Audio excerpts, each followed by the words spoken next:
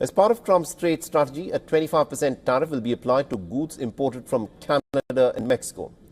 Additionally, tariffs on Chinese imports will rise from 10 to 20%. And economists predict that this will increase prices on everyday items like cars and electronics, making them more expensive for American consumers. Now, that is the purpose of the higher tax rate. It incentivizes people to shop outside of your community, a community that is already economically deprived. If black people don't wake up and realize that you're still under Jim Crow and you're facing economic castration on a continuous basis implemented by your own governments, then you are very much asleep. Tonight, the 5 counties surrounding Miller Park have been paying the 0.1% sales tax since 1996. New at 6, 12 News' Nick Bohr is live at Miller Park, where the stadium board just finished. And how much longer could the tax go?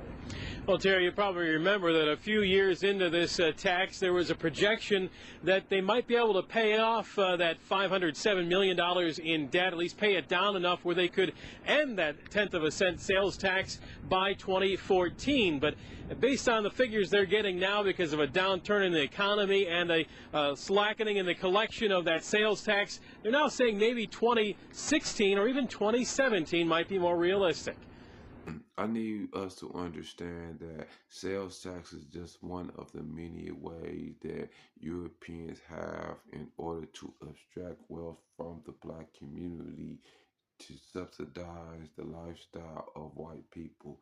Later, the stadium board meets regularly and has paid off $266 million in construction costs and debt expenses with sales tax money. But they still need to collect about $244 million. And with sales tax revenue falling as a result of the slumping economy and many internet sales not collecting sales tax, it may take longer than the earlier projection of 2014.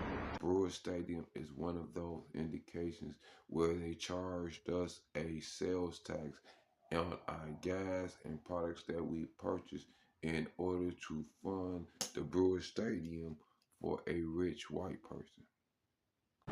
When unemployment rates are exceptionally high, you see what you see in 53206, unfortunately. We're one of only a handful of states that spends more money on our Department of Corrections than we do on the higher education system in the state of Wisconsin. And what do you think that that says about just the issue of recidivism and making sure that there are things put in place that people are not breaking these rules to get it sent back to prison? It's really helped to destabilize the black community, made it so that a lot of children are growing up without their fathers in the home with them because they're incarcerated in the